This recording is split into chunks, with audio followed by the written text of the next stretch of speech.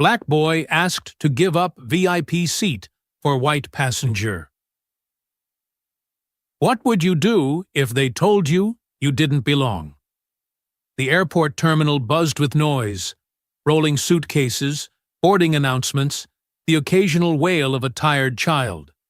But 12-year-old Jamal Williams heard none of it. His entire world had narrowed to one thing: the first-class boarding pass in his hand. His father, Marcus Williams, a self-made millionaire who had built his tech empire from the ground up, had given him this ticket as a birthday gift. "You're growing up, son," he'd said, kneeling to meet Jamal's eyes. "And growing up means knowing your worth. Never let anyone make you feel small." Jamal had nodded, gripping the ticket like a treasure. Now, standing in line, he straightened his shoulders, mimicking his father's confident posture. But here's a question for you, the person listening to this story right now. What would you do if someone looked you in the eye and told you, without a single word, that you didn't belong? Because that's exactly what happened next. Jamal settled into his plush first-class seat, running his fingers over the smooth leather. A flight attendant named Linda smiled at him. "First time in first class, sweetheart?" "Yes, ma'am," Jamal said, grinning. Linda chuckled. "Well, enjoy it. You earned it." For a moment, everything was perfect. Then he arrived. A man in a tailored suit, reeking of expensive cologne, stopped dead in the aisle. His eyes locked onto Jamal. Then his lip curled. "Excuse me," the man said, voice sharp. He wasn't talking to Jamal, he was talking past him, to Linda. "There's been a mistake. That seat is mine." Linda checked her tablet. "I'm sorry, sir, but this young man is confirmed for 2A. The man's face darkened. "Let me make this simple. I fly this route twice a week. I always sit here, and I highly doubt a child—" His eyes flicked over Jamal, slow and deliberate. "Paid for this seat." The air turned thick. Jamal's stomach twisted. He knew that tone, the one that meant, "You don't belong here." Linda hesitated. Then a manager, Carl, appeared. After a tense exchange, Carl turned to Jamal with a tight smile. "Son, how about we move you to a nice seat in economy? We'll give you extra miles for the trouble." Jamal's chest burned. He wasn't stupid. He knew what was happening. So here's another question for you. What would you do in that moment? Stay quiet? Accept the compromise? Or— Jamal took a deep breath. Then he reached into his pocket and pulled out his phone. His father answered on the first ring. "Dad," Jamal whispered, voice shaking but clear. "They're making me move, because a man doesn't think I belong here." A beat of silence. Then Marcus Williams spoke, his voice like steel. "Put the manager on the phone." The phone trembled in Jamal's hand as he held it out toward the manager, Carl. The man's expression flickered between irritation and confusion, but something in the boy's steady gaze made him hesitate. With a sigh, he took the device and pressed it to his ear. "This is Carl Hargrove, customer service manager for—" Whatever else he was about to say died in his throat. His face drained of color. His shoulders stiffened as if standing at attention. The other passengers nearby, who had been pretending not to eavesdrop, now openly stared. Yes, sir," Carl stammered.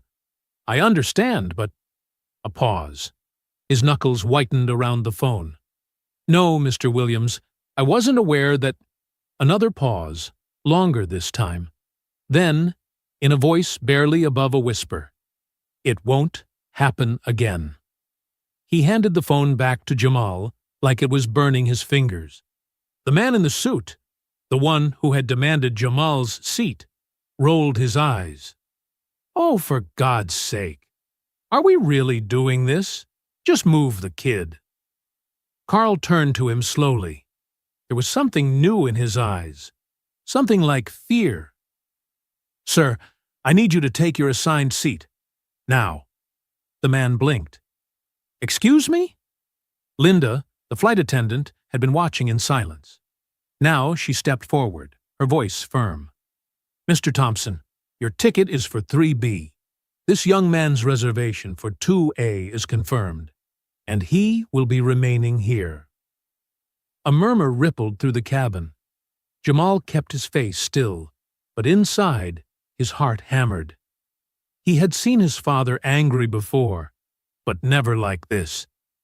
Whatever Marcus Williams had just said had turned the entire situation on its head. Mr. Thompson's face darkened. "Do you have any idea who I am?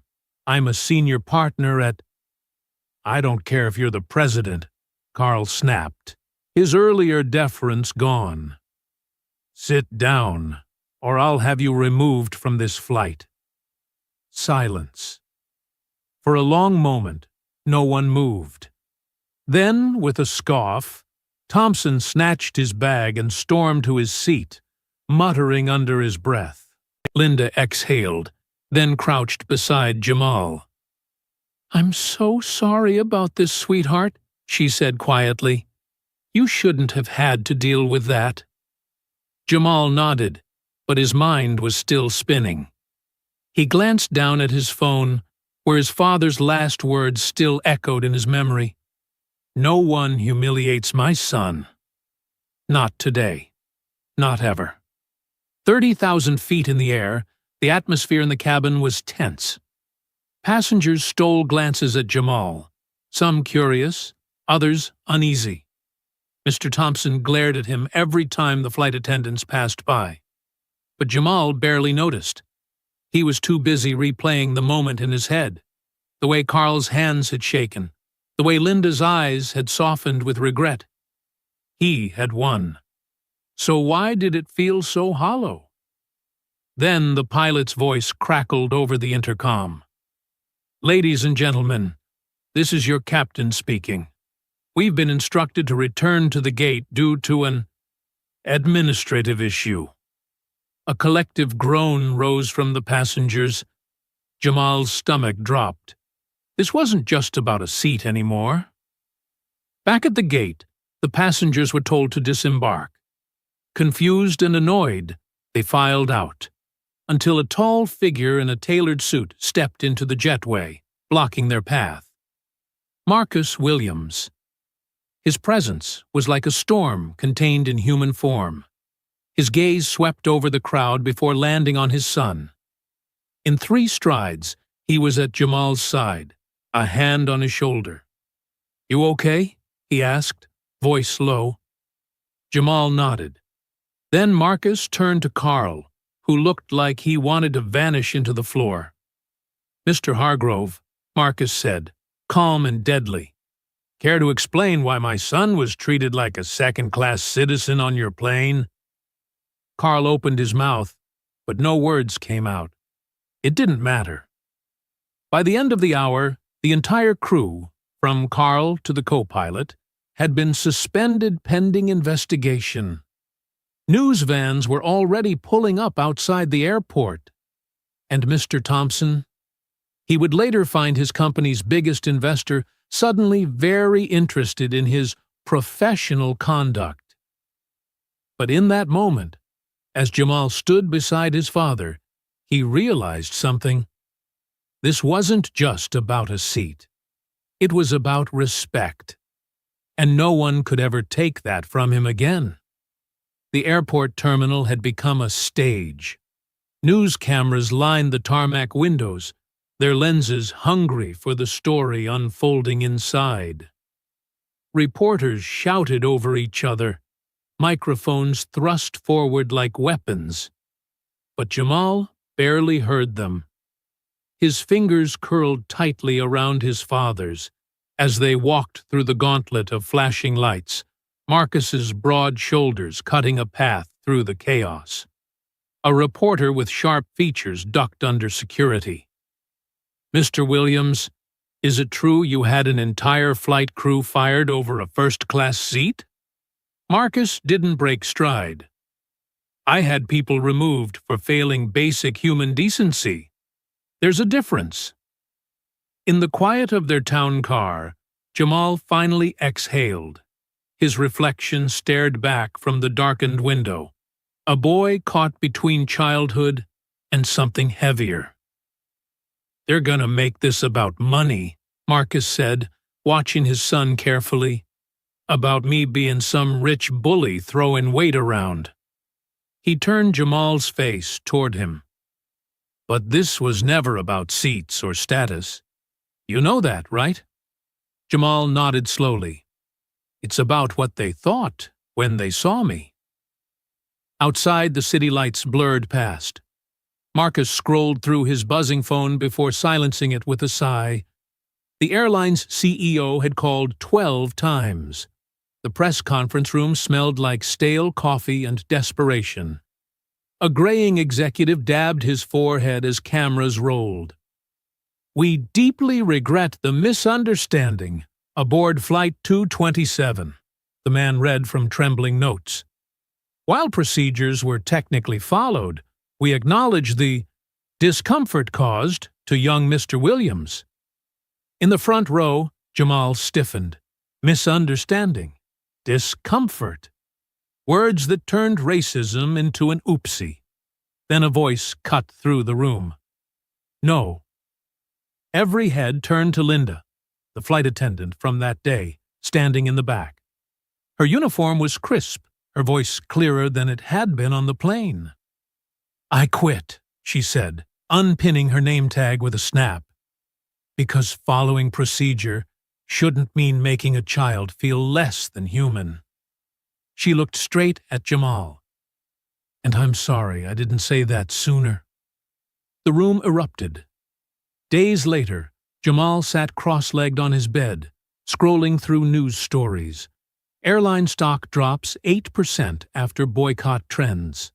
Viral video of passenger Thompson being denied service at luxury hotel major corporation announces unconscious bias training for all travel partners. His phone pinged. A text from Linda.